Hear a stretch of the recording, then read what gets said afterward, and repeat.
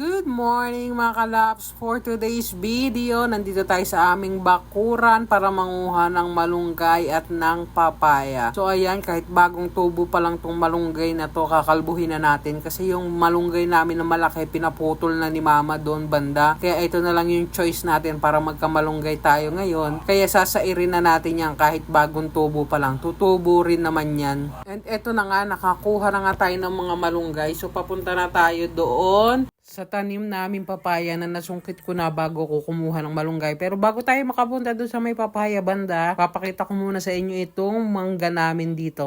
Mababa lang yung puno niya, kaya ayan yung mga bunga niya, mababa din. Ang dami niyang bunga, pati yung langka namin marami din bunga. Worth it ang pagpapausok natin araw-araw. So ayan no, bababa lang nila. Maliliit pa pero naka-harvest na kami dyan ng mga ilang piraso. Kaya talaga, totoo yung kasabihan na may pag tinanim ka, may aanihin ka. Kaya shoutout sa aming mother na nagtanim ng mga puno na ito. Kaya ngayon, may pinapakinabangan kami. Ayan na yung sinungkit ko kaninang papaya. Nabiyak nga lang kasi hindi ko nasalo. And ito pa yung isa, yung hinog. Yung green pa na papaya para sa mga dogs namin. Yung hinog naman para sa bird namin kasi kumakain din siya ng mga fruits. So ayan na yung mga napitas natin sa aming bakuran para sa mga alaga nating pets. And dito na nga, after natin mamitas ng mga gulay na ilalagay natin dito, ayan na, nahiwa ko na yung mga papaya. Ilalagay na natin siya sa nilalaga nating breast ng manok. Ayan, may nakita kayo dyan mga ampalaya kasi yan yung gulay nila kahapon. Yes po, kumakain po ng ampalaya na gulay ang aming mga aso. Minsan nga, mas sosyal at mas masarap pa yung ulam ng mga aso kaysa sa amin eh.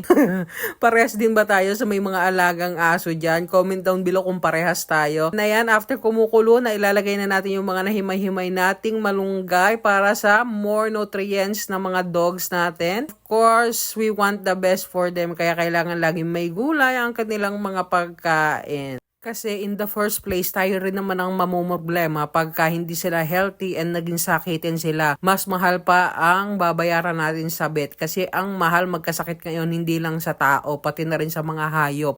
Kaya para maging healthy sila, unahan na natin and hindi sila maging sakitin, pakainin natin sila ng healthy araw-araw. Kaya kami as much as possible, lagi kaming may mga gulay sa kanilang pagkain. And kinahapunan nga or kinagabihan, dumating si Marks galing sa malayong lugar. Kaya ito kami, magdi-dinner kami dito sa favorite naming kainan, ang King Noah Eatery. Dito lang siya located sa may barangay Tinigiban. In front lang siya ng semenaryo and along the highway lang siya, kaya mabilis nyo lang din siya makita. Ayan ang kanilang menu, i-post nyo na lang if gusto nyo mas makita.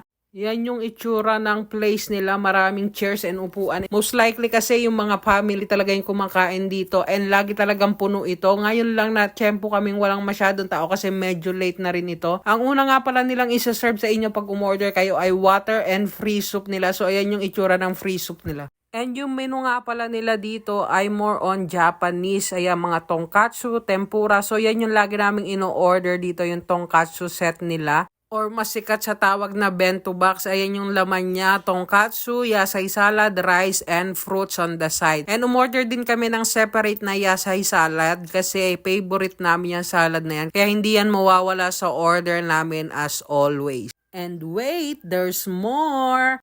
Umorder din kami ng calamari or calamares. Yan kasi yung mga in-order talaga namin dito. Kung hindi calamares, tempura ang choice namin. Kasi yan yung mga favorite naming orderin sa menu nila. Yung size nga pala nung bento box nila na tonkatsu set ay 180 each. Yung yasay salad naman ay 150.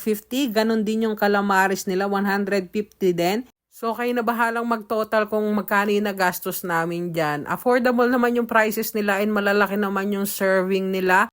And nga pala nakalimutan ko sabihin na pag-order nyo pa lang tsaka lang nila lulutuin or gagawin yung food na in-order nyo. Kaya pag-serve talaga sa inyo ay fresh and bagong luto pa. Yun yung isa sa nagustuhan namin dito sa kainan na to. Kaya lagi rin kaming nandito. And kahit freshly made yung mga orderin nyo, in all fairness, mabilis yung service time nila. Hindi kayo maghihintay ng matagal. And if you want to visit them also, located lang sila sa Barangay Tinigiban National Highway in front of Semenaryo.